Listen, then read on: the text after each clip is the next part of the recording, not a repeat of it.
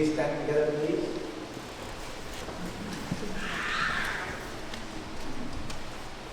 I'm reading from Christian Standard Bible. Therefore, brothers and sisters, in view of the mercies of God, I urge you to present your bodies as living sacrifice, holy and pleasing to God. This is your true worship. Let's pray. Our Heavenly Father, we thank you for this time that we can remember, Lord, the church. Thank you, Father God, because you have given us, Lord, this spiritual family. And today, Lord, we just want to, Lord, lift to you, Lord, every family, Lord, who are members of this church and every attender, Lord, even those watching us online, who are following us each way. Father God, we pray that you, Lord, continue to work in our hearts, continue, Lord, to lead us into a deeper walk with you and relationship with you. Father God, we remember, Lord, even our building situation, Lord, at this time. We thank you, Lord, for we know that you are working, Lord, behind the scene and working in the hearts of those people concerned, Lord, in this restoration.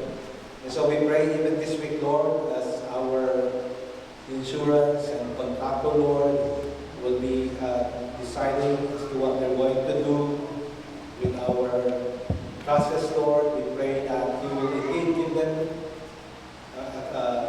consensus, Lord. You will just guide them for an agreement so that they can start, Lord, working for our building. We ask that this week, Lord, indeed will be a breakthrough, Lord, for them and for us. And so, Lord, we are hopeful and we are looking forward, Lord, to the restoration, Lord, of our former building so that we will, Lord, go back and proceed, Lord, with our normal activities there. Again, Father God, we thank you because we know, Lord, that you have a purpose why you have allowed this for us to experience this. Thank you, Lord, for strengthening our faith in you, for molding our patience, and continue, Lord, teaching us to pray and to intercede. And so help us, even for all of us, Lord, who are continually praying for this. We ask that you indeed, Lord, intervene, Lord, in the hearts of these people, Lord, concerned. And again, Lord, we thank you for this church, Restoration Church. Our brethren here will generously, Lord, welcome us in our place. We ask, Lord, for your continuous blessing also for them. Pray that you will return a hundredfold for this blessing that they have shared with us. And Lord, we also remember even our country, especially our coming election this coming November. We continue to ask, Lord, for your protection, Lord, especially for your people, that you will, Lord, help us to indeed act as your people, that in spite of our differences, Lord, in our political affiliation, Lord, that we will be loving and respectful of each other, that we will, Lord, put our trust in you, Lord, not in any person or politics, but we will put our trust in you as the one who alone can truly, Lord, bless and make this country again great. Father God, help us to fix our eyes on you and not on people. Again, Lord, we thank you for how you're going to give us wisdom, each one of us, and our families, as we participate in this very important and critical, Lord, event in our nation. Again, Lord, I pray for every family, Lord, every sick, that indeed, Lord, you will continue to work in our hearts, molding us, Lord, to be the people that you want us to be. That indeed, Lord, we will not just, that you will, Lord, move us, stir our hearts, and convict us, Lord, of our indifference, our apathy, even our complacency, Lord, mediocrity in our walk with you. And that again, Lord, you will rekindle, Lord, the fire, the passion in our hearts, Lord, to pursue Jesus and pursue, Lord, His will for our lives and for our church. Again, Lord, we thank you for this time that we can come to you, Lord, in prayer, and we just want to give you all the praise and the glory our hearts. In Jesus' most precious name. Amen. Amen. Thank you very much. You can be seated. Again, let's just greet one another before you sit down, greet your neighbor. Alright? Okay, praise God. Tell them that you are happy to see them. And then for those who did not hear it earlier, I just encourage the church that when we shared our live streaming, and if you have not done it yet, you can open your cell phone, go to Facebook, Philippine Bible Church, and then push the like and the share button. And just to inform you, this week we had 2,000 viewers in ours. And that is 400%. We usually only have 500 to 600 every week. And just by doing that, I was surprised. We got a 400% increase. So please do that if you have not done it. And then close it again. Okay, so that we will not be distracted in our service. Okay? So just to encourage you. Now, imagine the impact of that to those thousands of people who have heard the message. So, only eternity, as I said earlier, only eternity will tell us what will be the impact of that, especially for those who heard the gospel for the first time. Okay? So I hope that encourage you to use our media in a useful and God-honoring way. And that is by sharing the message every week that we live stream. Okay? Alright, with that, if you have observed, we have a guest musician today. Let me just acknowledge Brother Japet. Where's Japet? For those who don't know, Japet is the son of Brother Paul Fernandez. Thank you for sharing your gift to us. We appreciate that very much. Alright, so today we start our study of Romans chapter 12. Actually, we started last week, but I just gave you an introduction as to why Paul gave this exhortation to the Roman church. And so we learned that it is all because of the mercy and the grace of God that He has shown them. And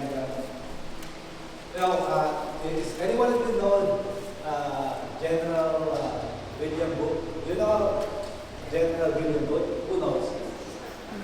William Booth. You're not familiar with him? Salvation Army, yes. General William Booth was actually a 19th century pastor who founded the Salvation Army. You will see them again, the modern version, this Christmas, because they're the one who is with the red uniform, ringing. That door of Red Myers or Walmart, they're asking for donations. But these are legitimate donations. They are actually evangelical organizations. It's okay. Now, this is my personal opinion. Right? It's okay to give to them. They are legit, you know. It's one of, during their time, it's one of those influential missions group that God is using during the time, you know. And when he was asked, William Booth was asked to explain, you know, his life and his ministry, why his ministry and his life has become so powerful, so impactful, so influential. Now, this is what he told those people who asked him. And let me just paraphrase, you know, his answer.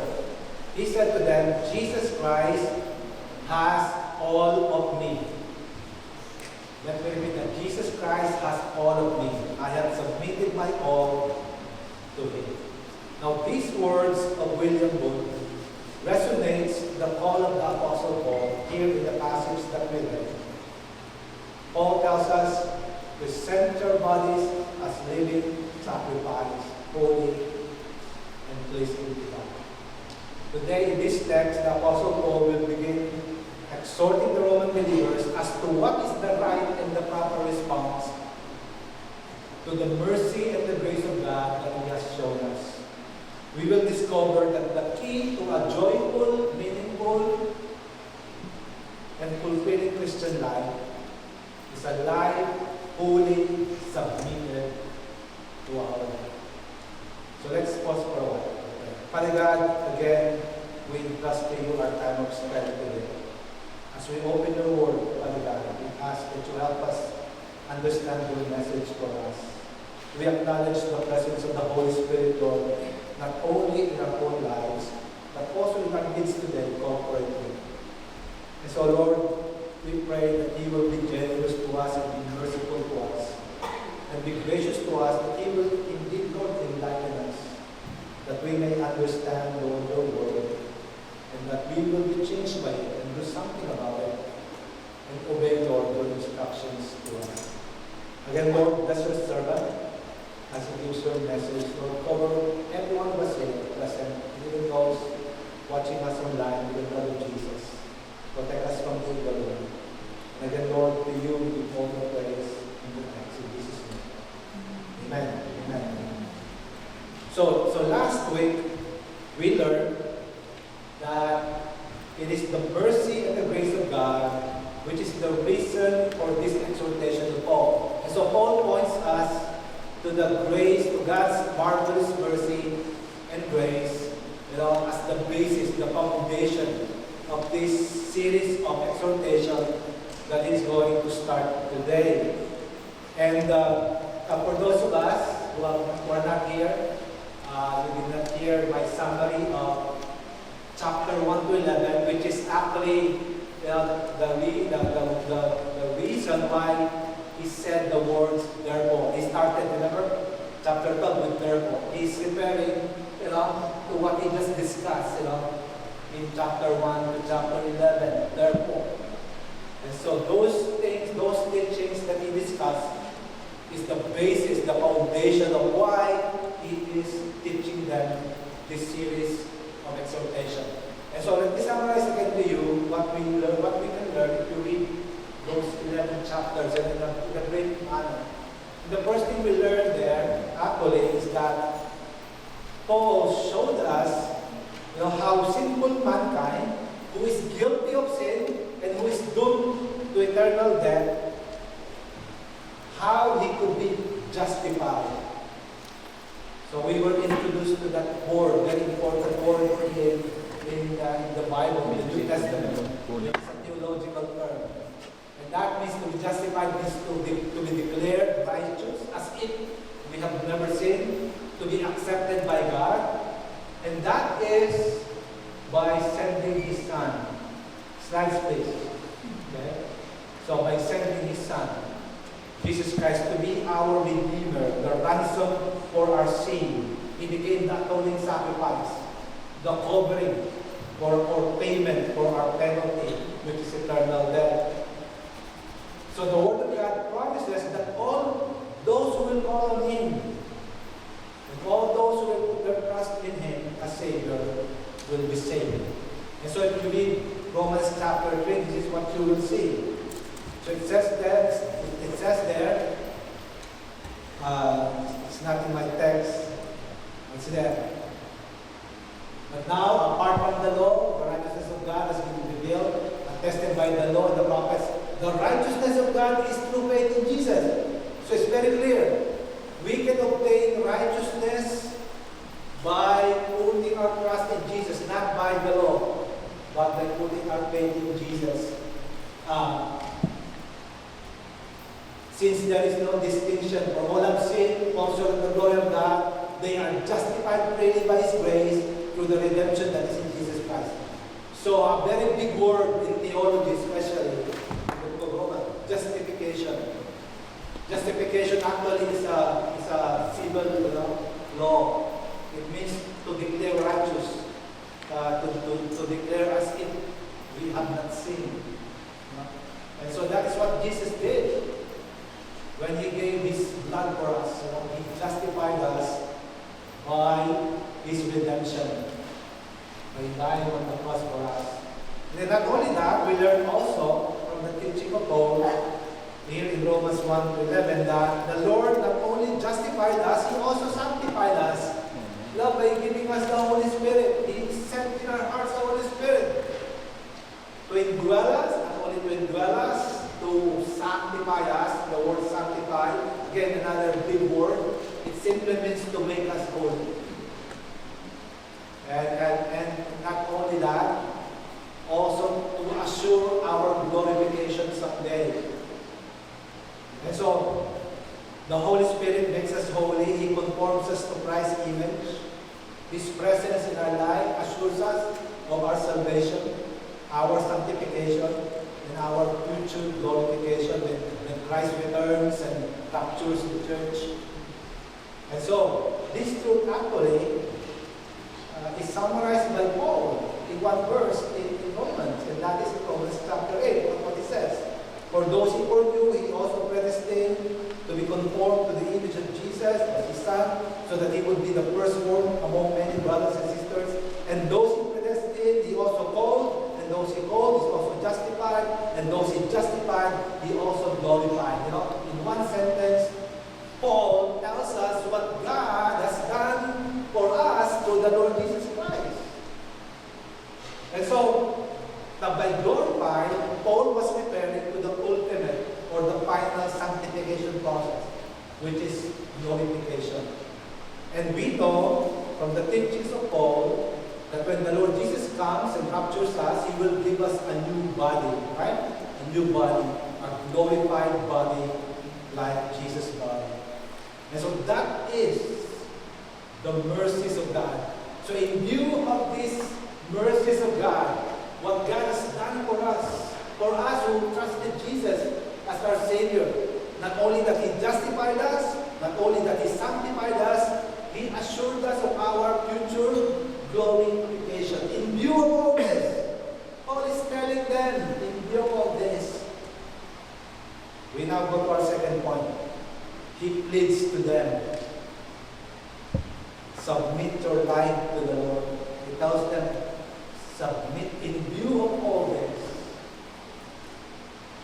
Submit your life to the Lord. In verse 1, and NASB says, I urge you. The King James says, I beseech you. The Phillips translation says, I beg you. He's begging to submit your lives to the Lord. But literally, the word actually means to admonish, to exhort. And so Paul is exhorting them. He is exhorting them, submit your lives to the Lord. And they could do this in three ways. They could do this in three ways. Number one is by sacrifice. Number two is by service. And number three is by separation. So let's look at each of these ways in which we can submit our life to God. And the first is, the first is sacrifice. Paul exhorts them to sacrifice their bodies to the Lord. Look at verse 1 again. Therefore, I beseech you, present your bodies as a living sacrifice, holy and pleasing to God. Now, most of them understood what Paul was telling here, especially the Jews, being familiar with the Old Testament, remember, sacrificial system. Now, by bodies, look at the term body, present your bodies. By the term bodies, Paul meant not just the physical body, but our whole being. So every time you see that in the Bible, especially in the New Testament, when Paul is talking about our body, what he meant is not just this physical body. What he meant is our whole being. As pointed out by one scholar, the term represents the totality of one's life and activities of which the body is the vehicle of expression. So the Lord wants us to surrender our total person. Total person. He wants not only our speech, He wants also our thoughts. He wants not only our heads, He also wants our hearts. Church, not just a part of us. The Lord wants us to sacrifice all of us. The totality of us. So that is what Paul is telling us here, or telling the Romans here, and of course us today. Observe also that God wants a living acceptable and holy sacrifice. As the Israelites in the Old Testament were required to give what? When they offer sacrifice, animal, what is required of them in Leviticus? It's required that they give what? Is it the sin? Is it they're required to give the unblemished, or in other words, spotless, the healthiest, the best of the animals. So in the same manner, that is what Paul is talking about here. The Lord wants us to sacrifice our bodies in a way that is holy and acceptable to Him. That is a life that shuns away from sins and defilement. It is living sacrifice in contrast to the dead animals, that are offered in the Old Testament. Now we are living, implying that it is a decision that we make, that we freely make, that we willingly make. We are not coerced. It means it's a free willing thing that we do. We do it willingly. We do it freely. Because of our love for Jesus, for God, for His praise, for His glory. And so not only that He exhorts them to sacrifice their bodies, the totality of their being to the Lord, but we also see another way they could submit their lives to the Lord is by service. It says, Paul exhorts them to serve the Lord using their bodies. So another way not to submit our bodies is to serve the Lord. Look at again the verse. It says, I urge you, brothers, present your bodies and living in holy sacrifice acceptable to God, which is your reasonable service of worship. Now, where did I get that? If your Bible is CSB or NIV, it has a footnote. What's the footnote? The footnote says there's another translation that can be made about that. And I think that is the more literal or close to the original, which is, this is your reasonable service of worship. And so, we learn from that service is related to sacrifice. Now why is service related to sacrifice? Because the goal of sacrificing our bodies to the Lord is to set them apart for service, right? We don't just offer our body, sacrifice our body, then what? The reason we are sacrificing our body, we are offering our body to God, is so that God can use us for His glory and for His honor. And so that is the relationship between service and sacrifice. That's why Paul tells us, this is your reasonable service of worship. As Christ followers, Paul reminded us that the Lord now owns our bodies and that they should be used only for His praise and for His honor. Where did we learn that? In 1 Corinthians, in his letter to the Corinthians. Look at what Paul said. Paul said, do you not know that your body, again, what's the meaning of that term body? It's not just your physical body, it's your total being, your whole being is the temple of the Holy Spirit. So your body as the temple of the Holy Spirit, what does the temple do? What? It is used for God, right? Church. You are the temple of God, and we are supposed to be being used by God. Again, look at what it says. If you continue, that you are not your own. You have been bought with a price. What bought you? What bought us? What bought us? The blood of Jesus, right? You are not your own. You have been bought with a price. And therefore, glorify God in your body. Again, why do we sacrifice our bodies to God? Why do we set apart our body? So that we could serve God, glorify God with this body. So it is not just for our own, it's actually for God, to glorify God. Now, not only that, we can submit our life to God by sacrificing this body to the Lord, by serving God using this body. Another way to do it is by separation. He tells us, separate from the sinful ways of the world. And we find that in the first part of verse 2. He tells us, do not conform to this age. He exhorts them to separate from the sinful ways of the world. We are to set apart ourselves or consecrate ourselves unto the Lord. And they are to do this actually two ways.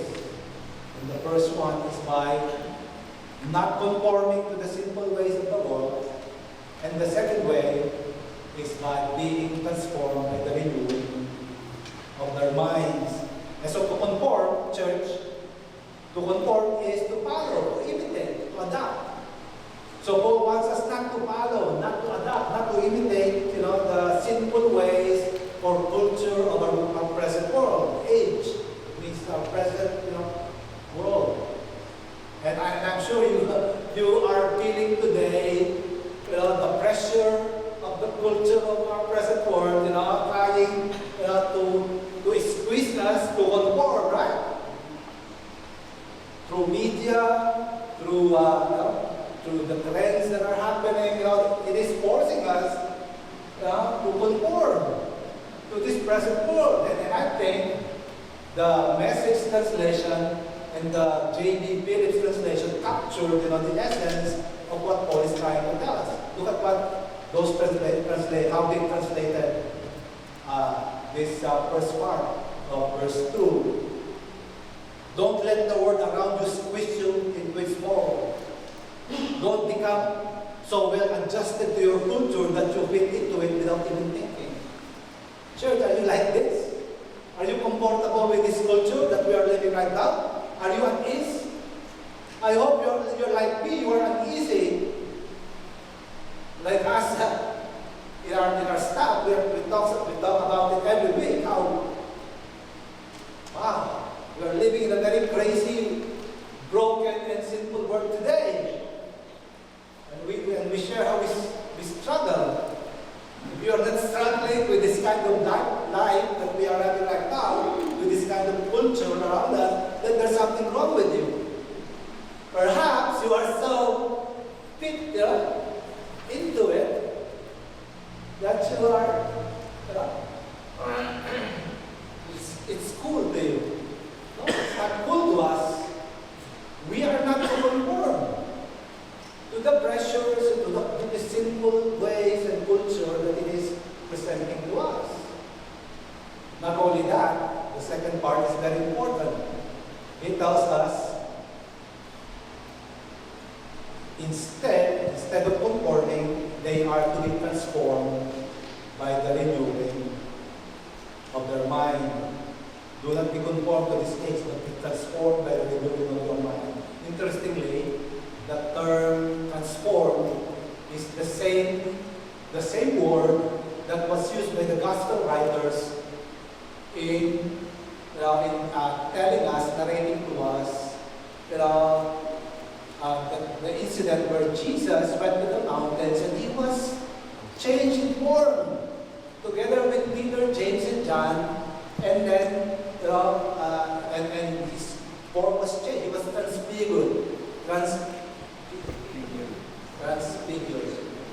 So the term is transfigured. So that's the term actually that is used here. And the Greek word for this is actually the word metamorphosis. Metamorphosis. Jesus changed his form, was transfigured before Peter and James. I think it's here. He was transfigured in front of them, and his face shone like the sun. His clothes became as white as the light. And as I've said, the Greek word metamorphosis, from which we derive the English word metamorphosis, which means it is the transformation of a thing or a person into a different thing by natural or supernatural means. And so this is illustrated by an ugly worm transforming into a beautiful butterfly. And this means that this change is not just superficial or on the surface. The change is inside out. It is from inside out. It is a change of nature. A change of nature.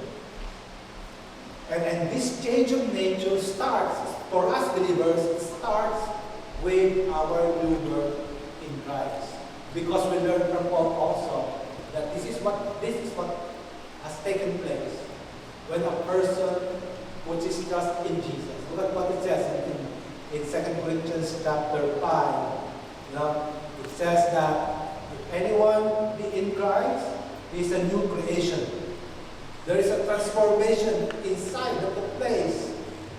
The old has passed away, and see, the new has come. And so after this, lastly, finally, Paul tells us the benefit, the blessing of submitting our life to the Lord. And the first one is that they will be able to know and discern the Lord's will for their lives. So it says, so that when we do this thing, when we sacrifice, when we serve, when we separate, what will happen is that we will be able to know and discern the Lord's will. The Apostle Paul assures them that when they fully submit their lives to God, they will surely know and discern the will of the Lord. They will be able to discern and know what to do in certain situations in our life. Do you know that? That is what will happen if we fully submit to God, fully trust the Lord. We will be able to discern the will of God in certain situations of our lives, especially the crossroads that we are going to face. And so to submit our life to the Lord is actually to put our trust in His person, in His power, and in His promises. And I believe this promise of the Lord, Proverbs chapter 3 is one of those, Word of God that tells us that indeed, when we submit to God, when we trust God, He is going to direct us and guide us. Again, look at the promise of the Lord. Trust in the Lord with all your heart.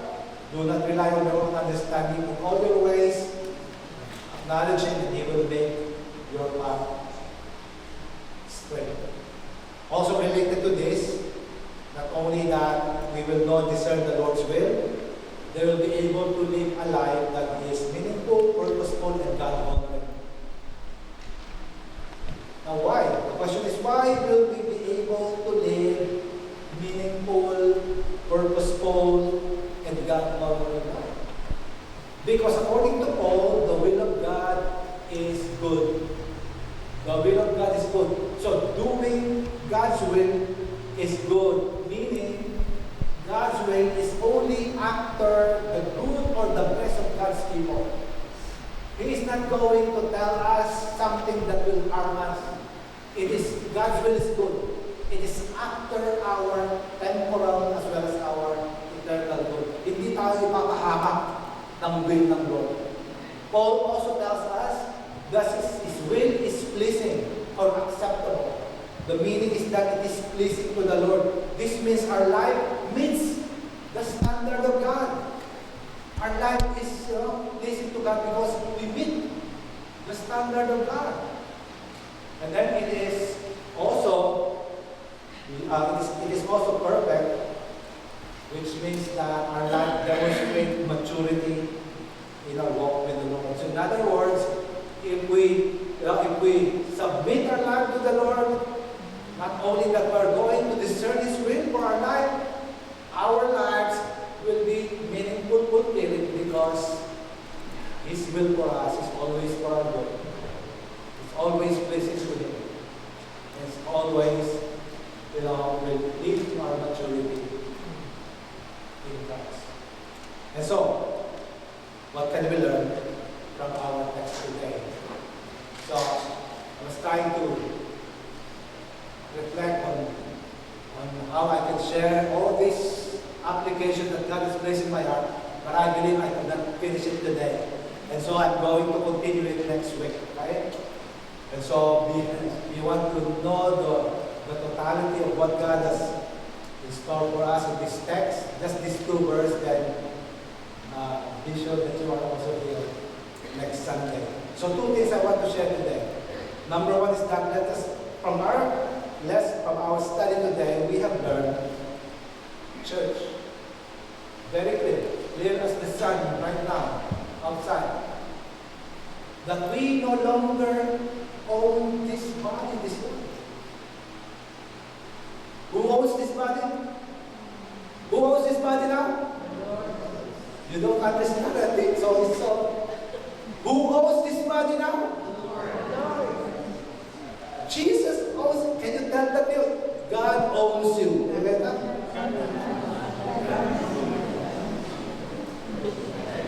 Church.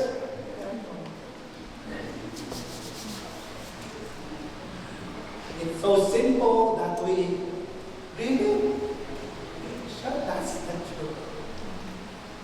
You are no longer your own. If you say, church, if you say that you have placed your trust in Jesus, that Jesus is your Savior, that you believe that He died for you, and that He has forgiven your sins, He has given you eternal life, then you are saying and you are acknowledging that Jesus is now the owner of your life. Amen. You are not your own.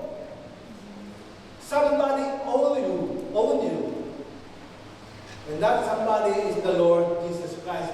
You have been bought with a price, and that price is the very blood of Jesus, church. And so another way to understand what Paul is telling us today, I urge you, offer your bodies as living sacrifice to God. Another way to understand that is like this. We need to realize that we are no longer, Paul is as if telling them, you are no longer the owner of that body.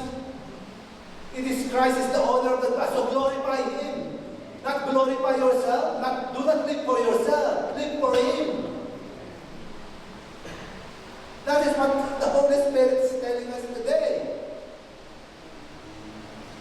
You are not, Pastor Kibulo is not the owner of your life. Remember what he's telling is the owner of the world.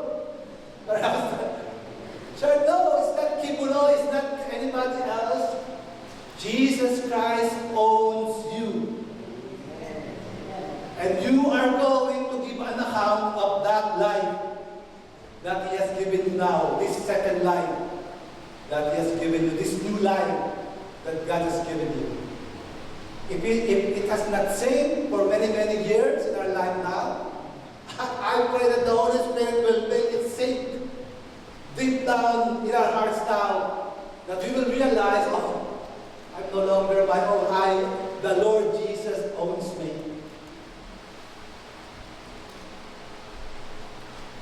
With His blood, I am a blood-born person. And because of that, again, Paul reminds us, what are we to do now? Because we have been bought, because our body is now the temple of the Holy Spirit, and that we are not our own, that we are bought with a price. What then shall we do now? According to Paul, we are to glorify God with your body, 1 Corinthians 6. And so the question is, are we glorifying God now with that body? And again, I tell you, it's not your physical body, it's your whole being. Are we glorifying Him now with that body?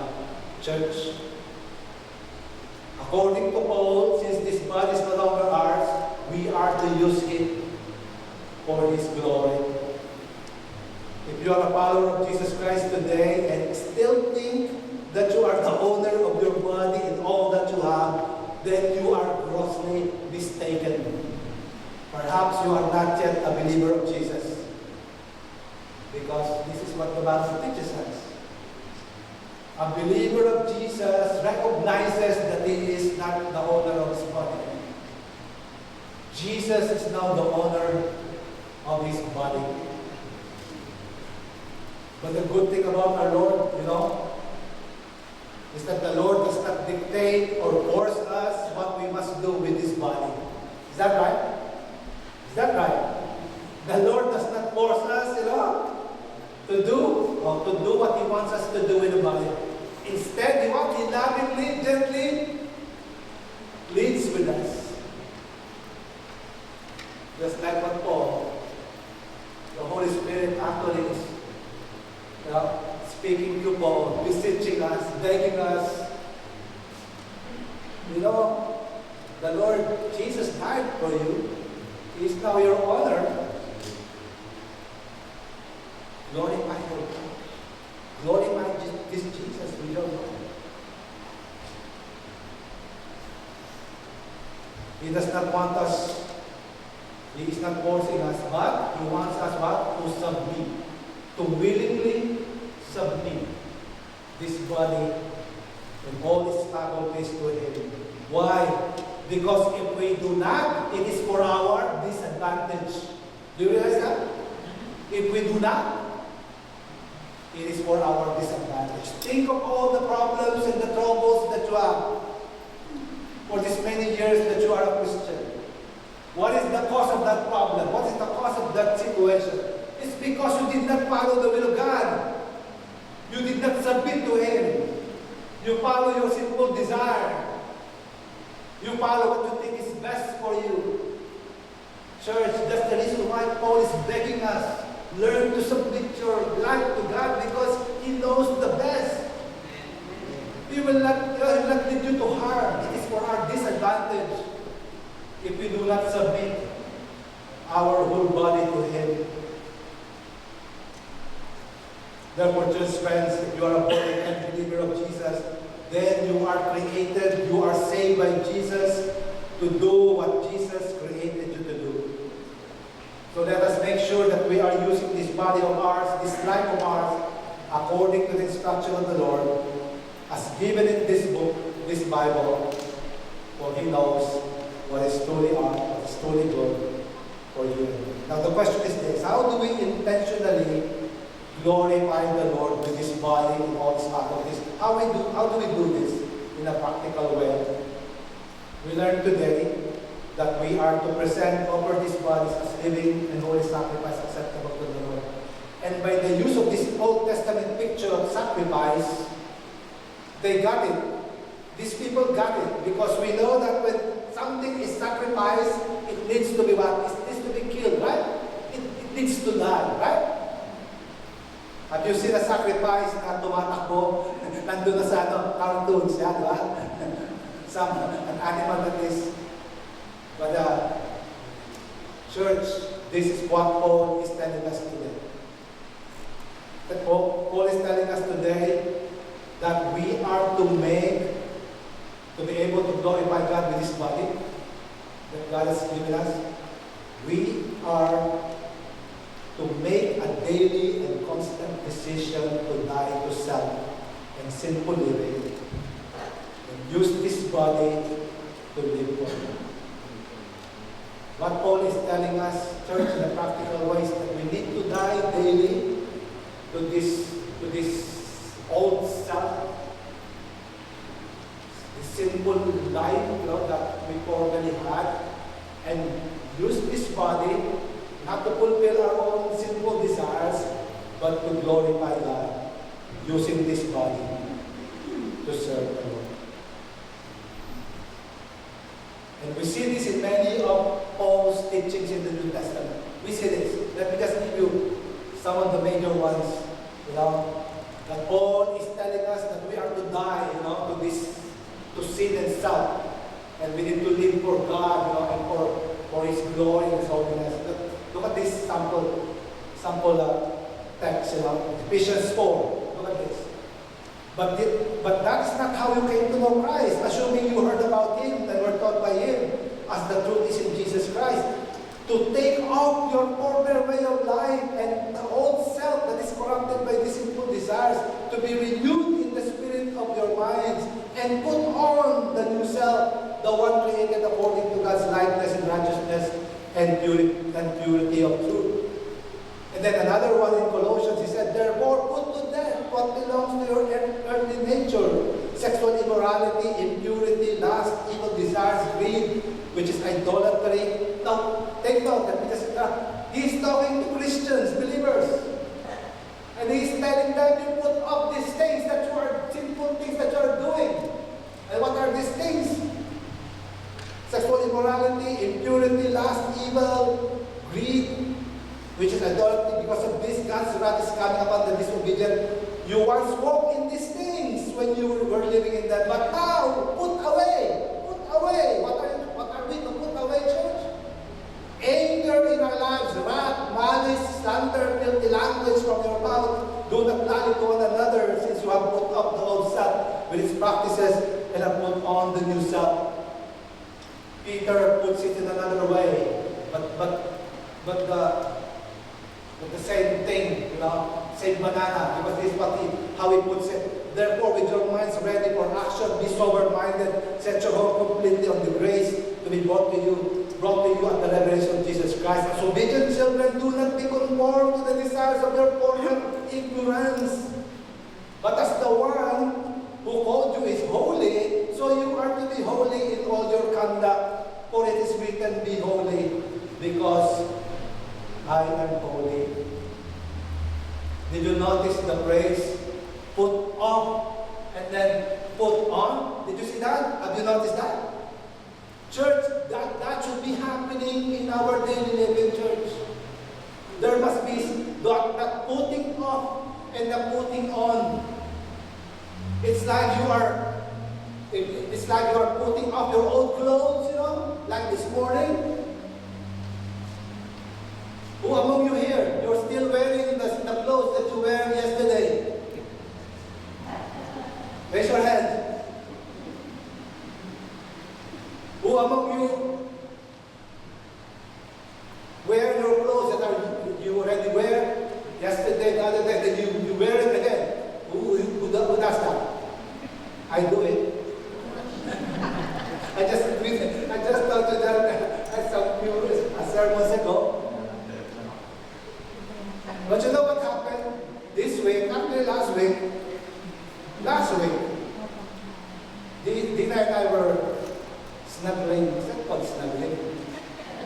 And then he told me, Papa, you stink. Did you wear again the dress that I told you not to wear?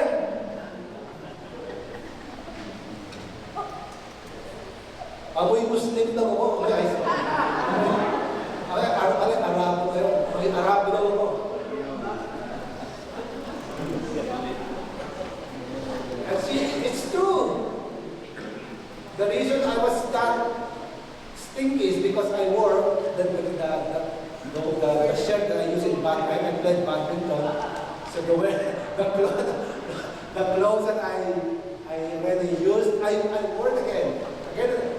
And Nina told me, you should have thrown that down long time ago. Why are you still wearing that, You know what I did with that clothes? I literally dumped into our garbage can. I dumped it. You ask me now. Why? Because it stinks, church. If you are doing these things that Paul just mentioned, and you are still doing those things, you stink. You're going to stink. And if you're going to stink, do you think God will be pleased with you? No. As Dina was not pleased with me, God will not be pleased with your life. If you keep on going back to the sinful ways that you have learned before, if you keep on conforming to the ways of this world, instead of transforming yourself by renewing your mind, church, you will stink.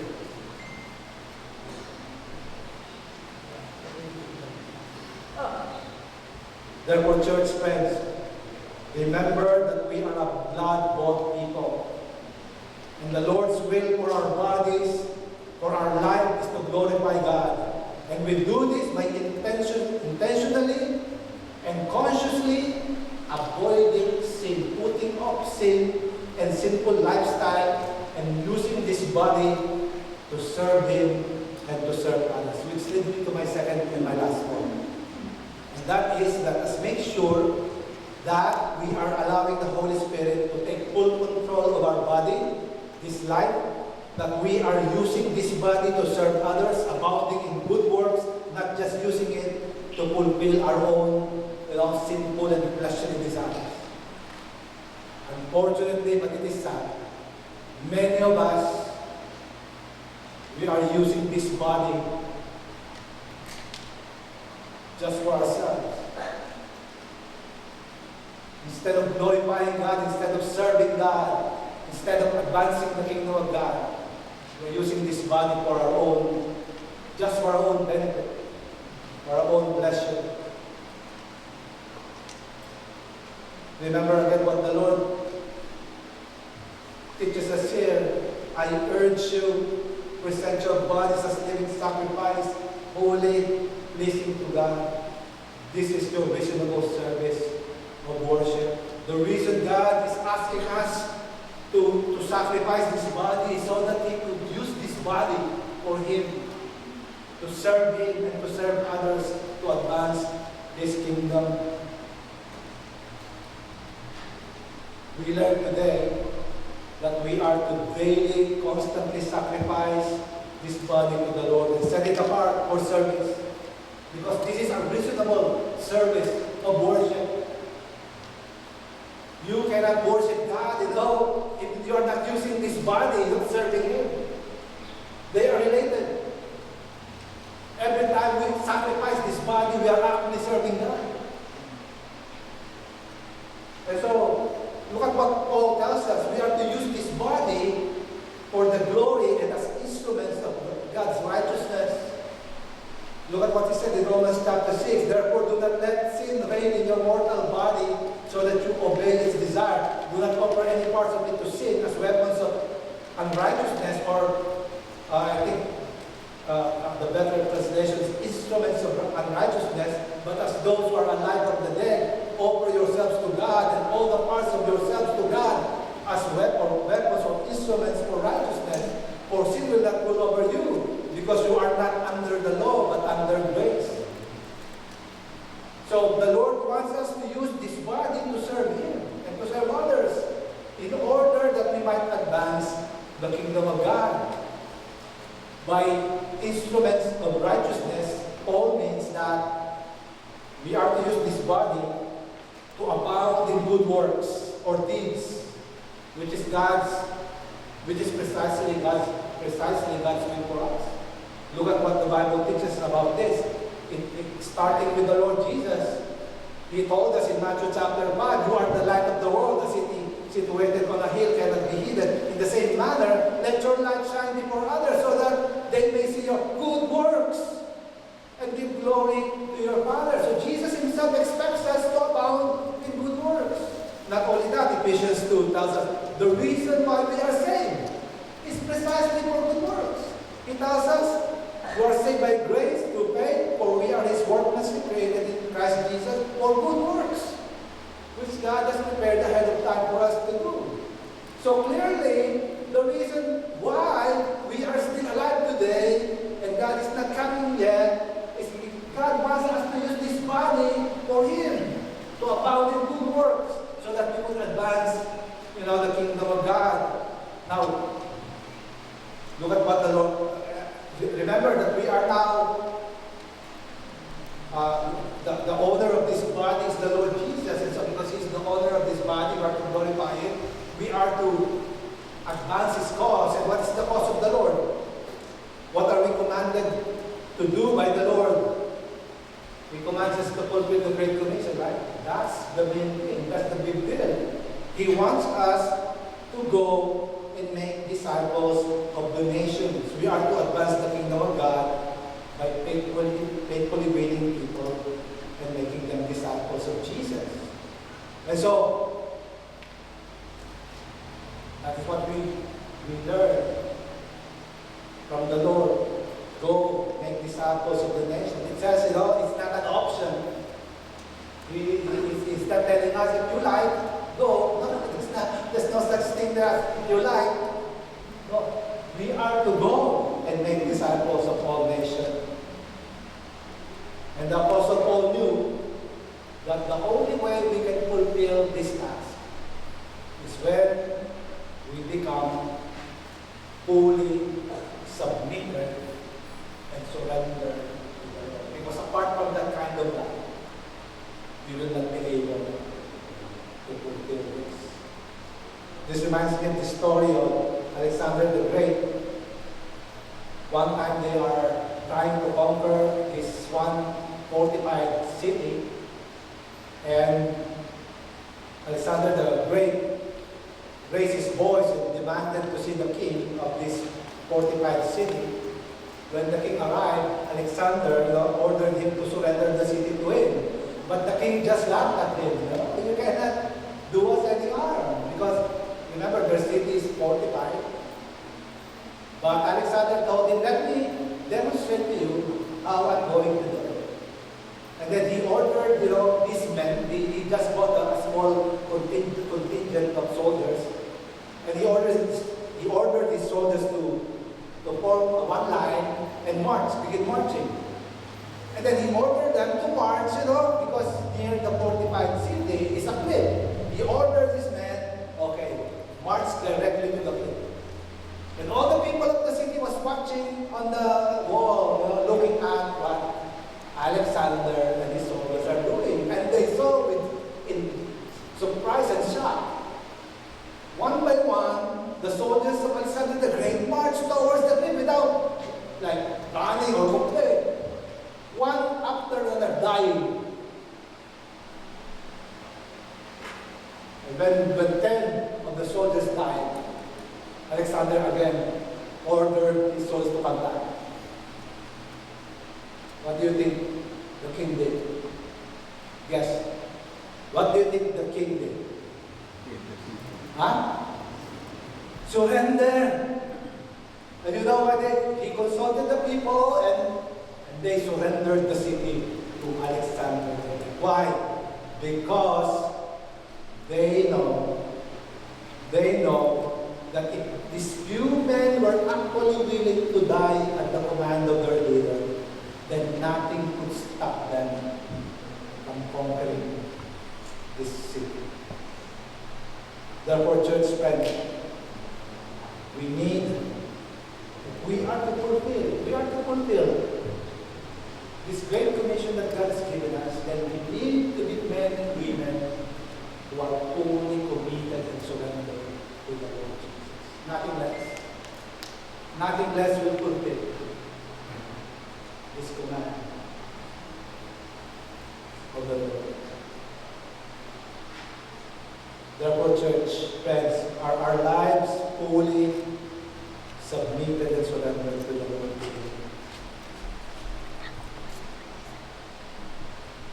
Let's reflect these questions in our hearts today. Are we daily and continually dying to sin and living for the Lord? Avoiding a sinful lifestyle and instead pursuing holiness? Are we allowing the busyness and allurements of this world to distract and confuse our priorities as God's people? Are we using these bodies of ours in doing good works and serving the Lord and others, both inside and outside this church? Or are we just using these bodies for ourselves, fulfilling our own sinful desires and pleasures? Church, are we still setting our eyes on the things above, or have we succumbed to the temptations of this sin-sick and broken world we live in? Remember what the Apostle Paul commands us to do in Colossians chapter 3. He tells us, so if you have been raised with Christ, seek the things above, where Christ is, seated at the right hand of God. Set your minds on the things above, not on earthly things. For you died, and your life is hidden with Christ in God. When Christ, who is your life, appears, then you also will appear with Him in glory. Church, are we still setting our eyes on the things above? Let us remember that as God's people, we will be accountable to Him one day as to how we steward, how we manage this body, this new life that He has given us, and all its abilities and talents and opportunities that He has given us. Remember again the words of Paul in 2 Corinthians 5. Judgment will begin in the house of the Lord. It will begin in His family. Of course, it's not a judgment of destruction, but it's a judgment of awarding us accordingly to how we manage this body that He has given to us. Look at what Paul said, whether we are at home or away, make it our aim to be pleasing to the Lord, for we must appear before the judgment seat of Christ, so that each may be repaid or rewarded for what he has done. Again, look at it, in this body, whether good or trash or bad.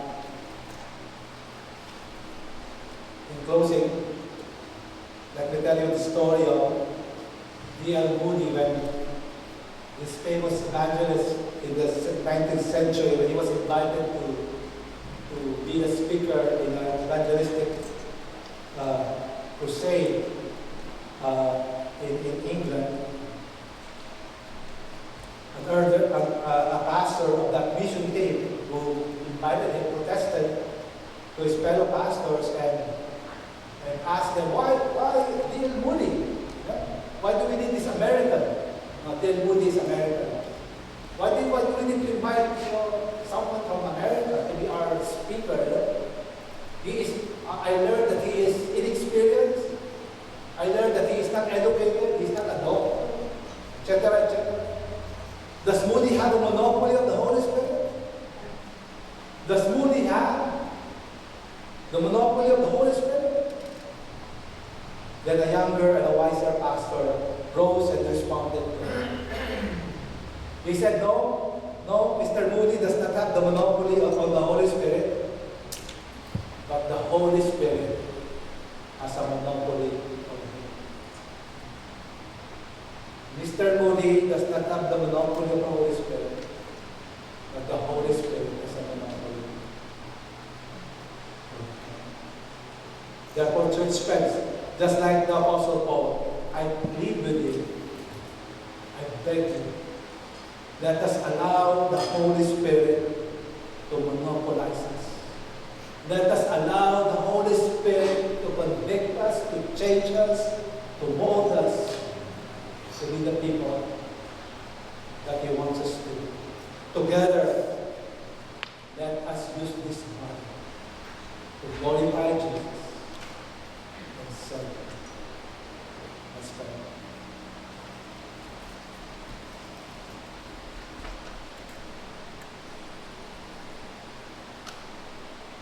Heavenly Father, we thank you for your word. We know, Lord, that it came from you. We know, Father God, that you are speaking to us, your people. And so, Father, we just want, Lord, to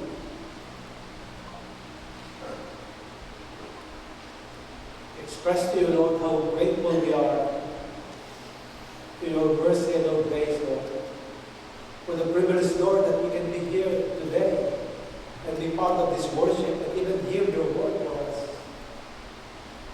Father God, thank you for reminding us, Lord, that we are not our own Lord. We are no longer, Lord, the owner of this body, but you are. Thank you for reminding us, Lord, that you have bought us, Lord, with your blood. And that we are to glorify you, Lord, with this body. And that we are to use this body, Lord, to serve you. Father God, forgive us. Forgive us, Lord, for how selfish we are and how self-centered we are. In many ways, Lord, we have only used this body, Lord, for our own good, for our own selfish desires and wants. Father God, continue, Lord, to convict us, Lord. Do not give us peace, Lord, until we have resolved, Lord, in our hearts, Lord, that we will use this body, Lord, for you, for your glory, for your honor. Lord, do not give us peace, do not give us joy as long as we are not, Lord, answering your call for us, Lord, to sanctify this body, to set apart this body, Lord, for you and for your glory. Father God, allow us to see, Lord, the misery of our life, our disappointments, our frustrations, Lord, because of our unwillingness, Lord, to submit to you, Lord, our life. Continue to remind us of our failures. Continue to remind us of our disappointments, of our unanswered prayers, because, Lord, we took matters in our own hands. We trusted our own wisdom. We rely on our own strength, Lord, and wisdom, instead of submitting to you and your will. Father God, show us, Lord. Show us, Lord, the emptiness of life away from submitting to you. Father God, we ask, Lord, for your forgiveness. We ask for your mercy, Lord, and grace. Lord, renew it again, Lord, that passion in our heart, Father God, to serve you, to take advantage, Lord, of this time that you are giving us and all these talents and abilities and opportunities that you are giving us. For our time is short. Lord, remind us, Lord, that, Lord, we are not in control of this life, but you are. And so while you're giving us opportunities, Father God, and time, Lord, help us to see the need, Lord, to be fervent again, the need again to be passionate again, Lord, in serving you. Father God, thank you, Lord, for your Holy Spirit, Lord, who is present in our hearts, who is, Lord, reminding us, who is convicting us, and who will, we believe, Lord, who will continue to transform us and change us as we resolve today, Father God, to be your servants again. Father God, we thank you, we praise you, Lord, for how you're going to move, how you're going, Lord, to help us become the people, Lord, that we intended to be. And Father God, if there's anyone among us today, Lord, even those watching us online, perhaps, Lord, who have not yet, Lord, committed their lives to Jesus, submitted their lives to Jesus, the very personal way, in a way that you, Lord, commanded us to do, and that is to repent of our sins and to put our trust in Jesus as our Savior. Father God, I pray today that if there's anyone among us, Lord, who is not sure of their salvation or their standing with Jesus, even those watching us online, that today, Lord, they will make this very important decision in their life to acknowledge Jesus as their Savior. And so if you are that person that I'm referring today, I want you to pray this prayer sincerely in your heart. This prayer will not save you. This prayer will not save you. But that sincerity in your heart, to put your trust in Jesus, is what will save you. Your repentance and your faith in Him is what will save you. So pray this prayer with me silently, wherever you are. Lord Jesus, thank you for your word today. Thank you, Lord, because I realize indeed that